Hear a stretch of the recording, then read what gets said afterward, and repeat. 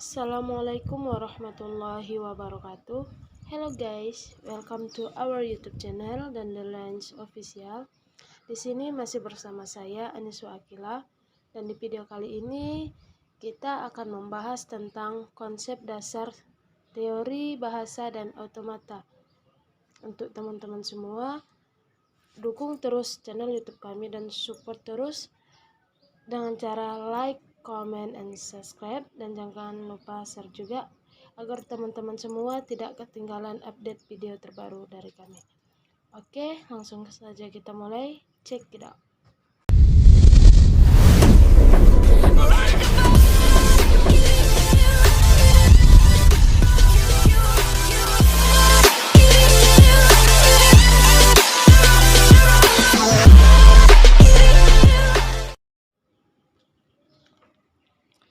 Oke, di video kali ini saya akan membahas tentang teori bahasa dan otomata. Ini sangat penting untuk kita dan teman-teman semua yang baru mempelajari tentang teori bahasa dan otomata, agar teman-teman semua dapat memahami kenapa sih kita memahami bahasa dan otomata ini. Ya, karena soalnya materi ini agak lumayan abstrak ya, agak lumayan abstrak gitulah kan. Oke, sebelum kita masuk ke teknik-tekniknya, beberapa materi yang akan saya jelaskan ini sederhana tapi penting untuk teman-teman pahami. Oke, di sini ada quotes Imam Syafi'i, berlelah-lelahlah, manisnya hidup terasa setelah lelahnya berjuang. Itu. Oke, masuk kita ke pendahuluan. Materi yang pertama, tingkatan bahasa pemrograman. Apa sih kaitannya dengan teori bahasa dan otomata? Kenapa teori bahasa otomata ini kok membahas tentang pemrograman? Ya, pasti teman-teman semua nanya gitu, apa sih kaitannya gitu. Ya, di sini kaitannya sangat-sangat erat dengan teori bahasa dan otomata ini. Jadi, tingkatan bahasa pemrograman ini ada 3. Secara umumnya mungkin ada tingkatan lainnya ya. Di sini saya akan memberikan contoh dari bahasa pemrograman dan kaitannya dengan teori bahasa dan otomata ini. Oke, di sini ada tingkatan bahasa pemrograman. Yang pertama itu ada bahasa tingkat rendah, dan yang kedua itu ada bahasa tingkat menengah, dan yang ketiga itu ada bahasa tingkat tinggi. Nah, di bahasa tingkat rendah ini itu ada contohnya seperti bahasa mesin. Kemudian di bahasa tingkat menengah ini contohnya itu bahasa assembly, dan bahasa tingkat tinggi ini contohnya C++, Java, PHP, dan lain sebagainya. Nah, kenapa sih bahasa mesin ini dianggap sebagai bahasa tingkat rendah? Nah, pasti teman-teman nanya kayak gitu ya, karena bahasa mesin ini sangat jauh dari bahasa yang digunakan oleh manusia. Nah, makanya dibilang sebagai bahasa tingkat rendah, karena mesin itu kan cuma bisa mengenali biner, dan kalaupun ingin lebih tingginya lagi dalam bentuk heksadesimal. Tapi pada intinya sebuah mesin itu hanya mengenali instruksi dalam bentuk biner, yaitu 0 dan 1. Dan kemudian ada bahasa yang agak lebih kayak bahasa yang lebih manusiawi sih sedikit, yaitu dia bahasa assembly. Bahasa assembly ini setingkat dengan bahasa mesin ya, dan di bahasa assembly ini kita sudah mengenal perintah-perintah sederhana. Jadi bahasanya itu lebih mendekati bahasa manusia, tetapi masih belum bahasa manusia lah, tapi agak lumayan lah. Terus kemudian yang ketiga itu ada bahasa tingkat tinggi. Itu kenapa dikatakan bahasa tingkat tinggi? Karena bahasa yang digunakan ini misalnya C++, Java, dan PHP itu bahasa yang digunakan sudah mendekati bahasa yang digunakan oleh manusia, maka bisa kita sebut dengan bahasa tingkat tinggi. Jadi pertanyaannya gini, bagaimana mungkin sebuah mesin itu bisa memahami bahasa tingkat tinggi? Ya, di sini kita jelaskan. Nah, sama seperti contohnya. Jadi ini misalkan instansinya seperti ini. Ya, ini maaf teman saya yang ngedit pakai foto saya ya. Ya, jadi contohnya seperti ini. Orang Jawa ini ada orang Jawa dan ada juga orang Bugis. Terus orang Jawa ini cuma tahu bahasa Jawa, sedangkan orang Bugis ini cuma tahu bahasa Bugis. Oke, bagaimana orang Bugis ini bisa memahami apa yang dikatakan oleh orang Jawa ini? Apa yang harus dilakukan? Oke, gini akan kita jelaskan. Yang harus dilakukan adalah memanggil penerjemah. Nah, si penerjemah ini nantinya yang bertugas untuk menerjemahkan bahasa yang dikatakan oleh orang Jawa ini. Kemudian diterjemahkan, si penerjemah ini akan menerjemahkan dalam bahasa orang Bugis ini. Orang Jawanya bilang kayak gini, piye kabare rek? Kayak gitulah ya. Dan orang ini tadi, si penerjemah ini yang paham bahasa Jawa dan bahasa Bugis, terus menerjemahkan dalam bahasa Bugis. Dan dia berkata, apa kabar gitu dalam bahasa Bugis. Akhirnya orang Bugis ini merespon gitu. Oh, medeseng muasilong. Nah, katanya gitu. Oke. Yang artinya itu kabar baik teman, katanya seperti itu. Jadi di sini peran penerjemah ini sangat penting ya. Nah, dalam bahasa pemrograman kasusnya sama juga seperti ini gitu. Anggaplah orang Jawa ini sebagai mesin, bahasa mesin tingkat tinggi, dan orang Bugis ini sebagai bahasa mesin. Nah, agar bahasa mesin ini memahami bahasa tingkat tinggi ini, dibutuhkanlah penerjemah. Nah, teori bahasa dan otomata, penerjemahnya ada dalam teknik penerjemahan ini. Nah, atau bisa kita kenal dengan istilah teknik kompilasi. Oke. Nah, secara umum, oke, kita lanjut.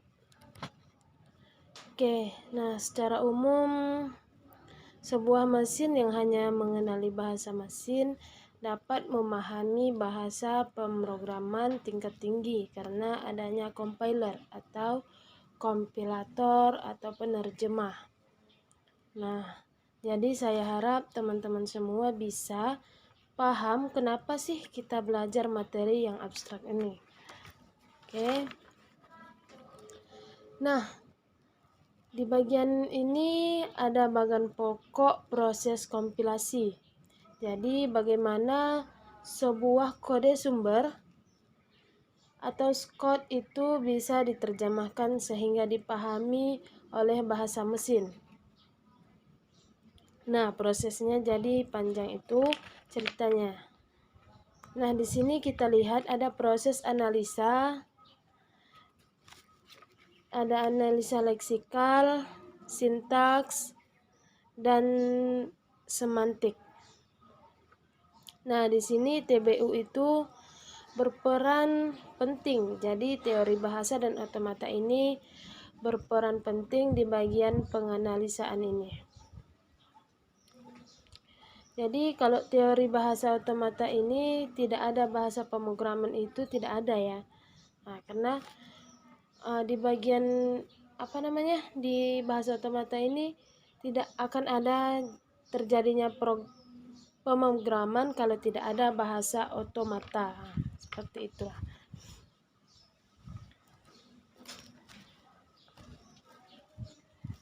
Jadi itu tadi dari teori bahasa otomata adalah dia bermain di teori teori ini ya. Jadi ini dasarnya dan penerapannya ada pada teknik kompilasi. Teknik kompilasi.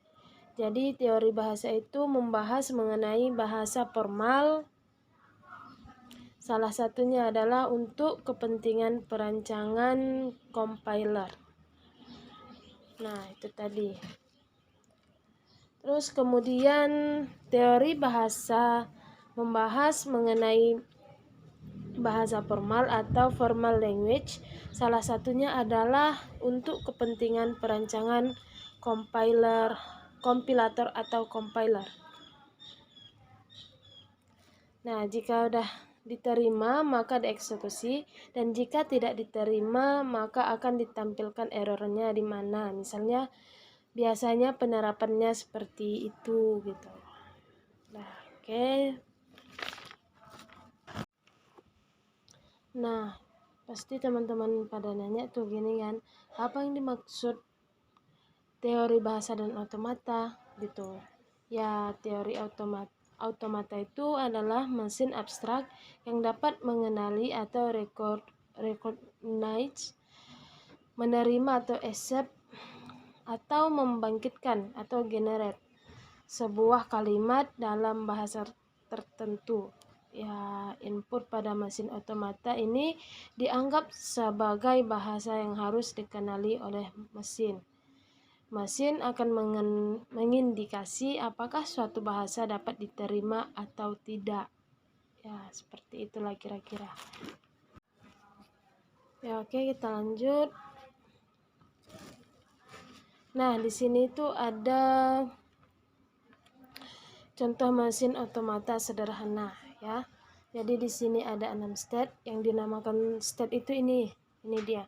1 yang bentuk lingkaran ini. 1 2 3 4 5 dan 6. Nah, kemudian initial state itu ada dia yang gimana? Ciri tandanya itu ada tanda panah dari depan seperti ini. Kemudian tidak memiliki state asal. Nah, state asal itu ini. Dia diawali dari tanda panah dan tidak ada state asal. State asal itu ini.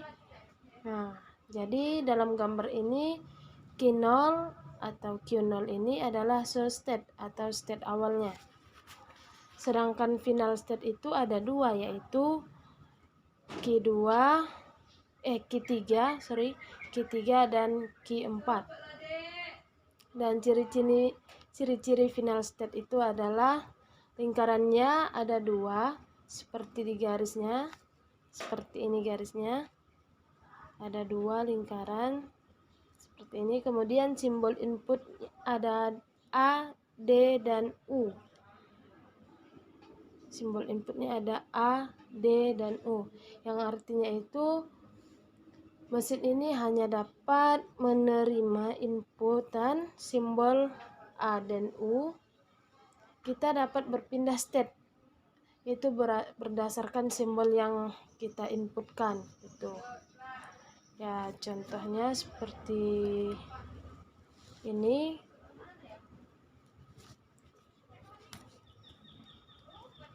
Jadi sebelum saya tampilkan contohnya, yang perlu dipahami itu adalah string input diterima jika mencapai final state. Selain itu ditolak.